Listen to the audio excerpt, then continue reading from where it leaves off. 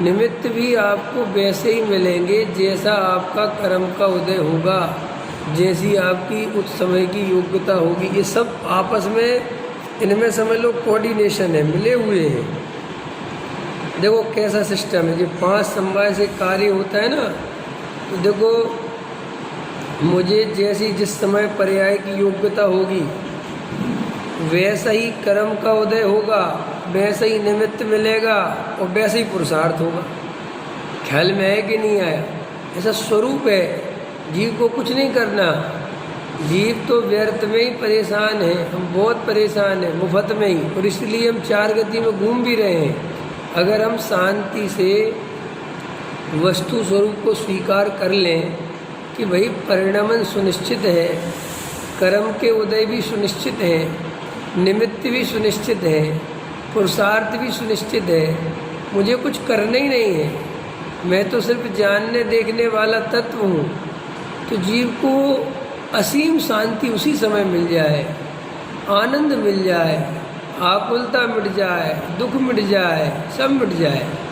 लेकिन मुझे करना है, मैं कुछ करूँगा नहीं तो सुखी कैसे होऊंगा, रुपया पैसा मकान दुकान संयोग ये सब मुझे चलाने हैं, इनकी व्यवस्था बनानी है, ये नहीं बने, कुछ नहीं है ये सब, ऐसा है ही नहीं स्वरूप, बिल्कुल नहीं है। जिन पुद्गलों का जैसा परिणमन होना है वो परिणमन वैसा ही होगा, और उसमें जो जो निमित्त चाहिए वे बिल्कुल मिलेंगे। आप बिल्कुल ऐसा मत सोचो कि हम करने से होता है, नहीं है। वो तो आपको समझ लो एक घर है आपका, उसमें आप कोई नहीं सोच रहे कि सामने आपको शांति से बैठे, कोई काम नहीं कराना, कोई काम नहीं कराना, लेकिन वहाँ अगर पुद्गलों का परिणमन होना है, वहाँ पे परिवर्तन होना है, तो तुम्हें बैठे बैठे ही विकल्प आ जाएगा, ये ठीक नहीं है, इसको हटाओ। और वैसे ही फिर विकल्प आएंगे, वैसे ही सब चीज़ें निमित्त बनेंगी। तुम उसी टाइम पे को दूसरे रास्ते में जाओ तो मिस्त्री मिल जाए, कहने वाला भी मिल जाए, अरे बनवा लो, बढ़िया नहीं है, अच्छा हो जाएगा, तो आपको लगता है कि जी हमारी प्लानिंग से हुआ, होता कुछ नहीं है आपकी प्लानिंग से।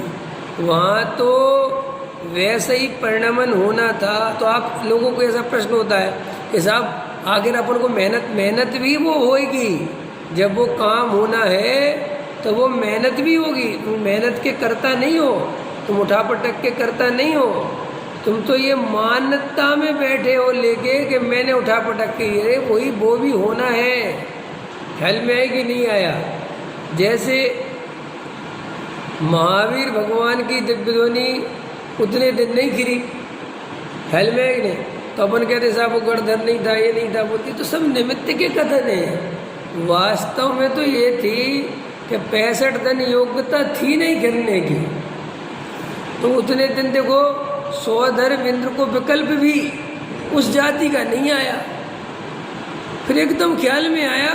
अब जबकि मैं कभी कभी विचार करता हूँ, एक प्रमुख श्रोता होता है गणधर, नहीं समझ में आया? क्योंकि दिव्य ध्वनि को सबसे झेलने वाला प्रमुख गणधर होता है, और गणधर नहीं हो तो दिव्य ध्वनि, तो वो स्वधर्म इंद्र ने पारसनाथ का समोषण देखा होगा कि नहीं? क्योंकि इंद्र तो ऐसा तो नहीं था कि महावीर के समय में नया नया बना हो और उसे कुछ पता नहीं हो, उसने देखा होगा कि नहीं देखा होगा? अथवा समोषण में बैठ के वो वही अपने अवधि ज्ञान में देख लेता कि इसमें कमी क्या है, एक पुरानी झलक मार लेता, लेकिन नहीं, कुछ भी नहीं। उसको इतने दिन 62 दिन किसी चीज़ को निकल जाए, एक बात था, चलो एक दिन गलती समझ में नहीं आई, दूसरे दिन नहीं आई, तीसरे दिन तो वो व्यक्ति लगा ही लेगा कि क्या है, क्या चीज़ है। इतने सारे वहाँ मुनिराज बैठे होंगे, आर्यकाएँ बैठी होंगी, और भी देव होंगे, पर कितने लोग होंगे, पुराने नए सब होंगे कि नहीं होंगे? मान के चलो 100 धर्म इंद्र नया नया बना हो, तो वो सारे ही देव तो नए नहीं बने होंगे। वे तो बता सकते थे कि हम तो पार्श्वनाथ के समूषण में आए, तो पार्श्वनाथ को गए हुए बहुत समय थोड़ी हुआ था। महावीर के तो पार्श्वनाथ के बीच में कितना गैप है? 250 बरस का गैप है। तो देवों के लिए 250 बरस होते क्या है?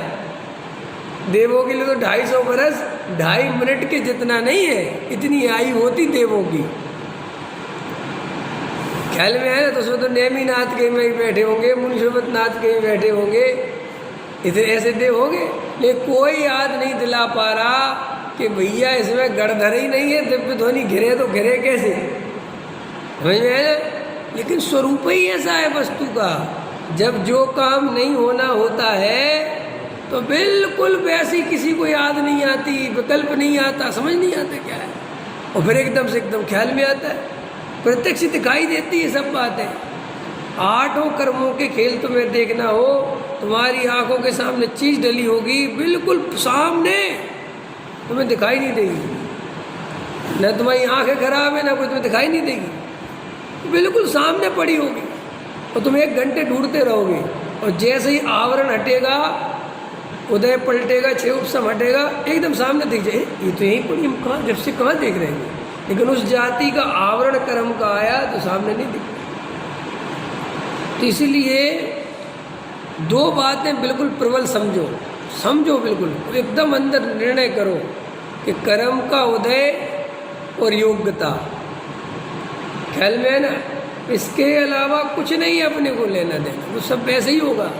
इसलिए ये जो लगता है कि सब निमित्त कुछ नहीं है, निमित्त भी आपको अपने आप वैसे ही मिलेंगे जैसा कार्य होना है। बिल्कुल पक्की समझ लेना, इसमें कोई आपको समझने की जरूरत नहीं है। इसलिए निमित्त के लिए भी परेशान नहीं होना, मन में ये नहीं सोचना कि साहब काम तो करना पड़ेगा, काम करना नहीं पड़ेगा, काम तो होता है, मैं तो ज्ञाता दृष्टा ही रहता हूँ। ख्याल में है ना? ये अगर आपको बात समझ में आ जाए, ये श्रद्धान हो जाए, तो अभी के अभी सम्यक दर्शन, 1 मिनट में सम्यक दर्शन हो जाए। सम्यक दर्शन माने क्या? वस्तु स्वरूप की सच्ची श्रद्धा। तो वस्तु स्वरूप की श्रद्धा माने क्या?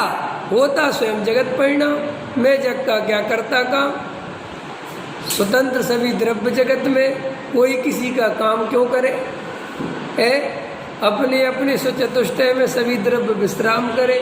ये निर्णय करो,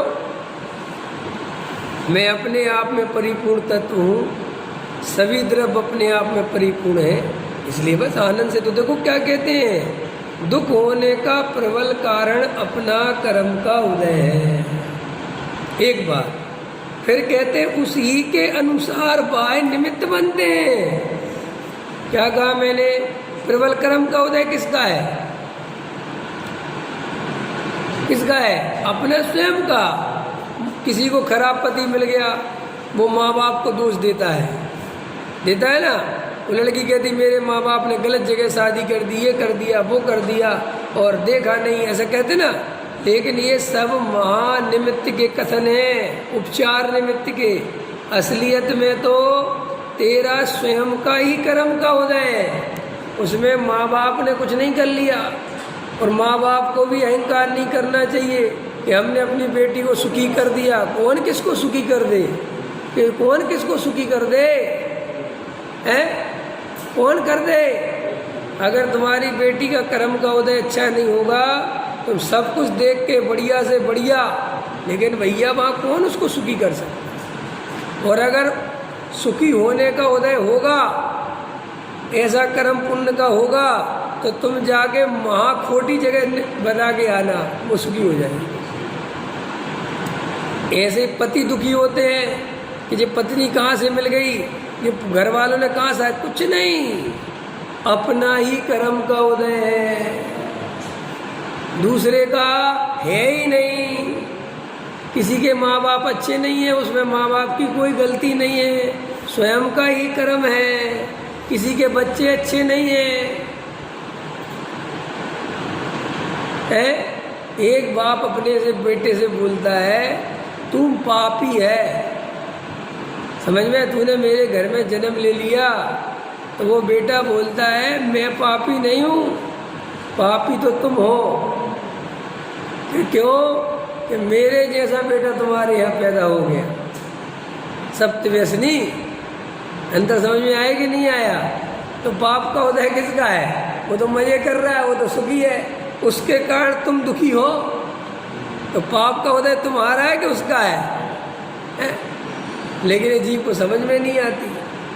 तो गहराई से विचार करो कि भाई निमित्त भी लाने नहीं है, तुम्हें सब वैसे ही निमित्त मिलेंगे, अपने आप मिलेंगे।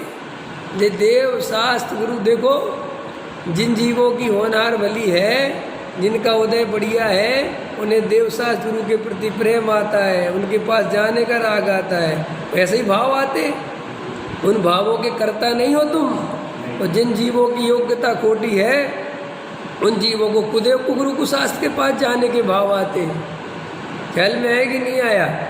इसलिए बैठ के शांति से ये निर्णय करो कि भाई निमित्त कुछ नहीं करता और निमित्त कहीं से खोजना नहीं पड़ता।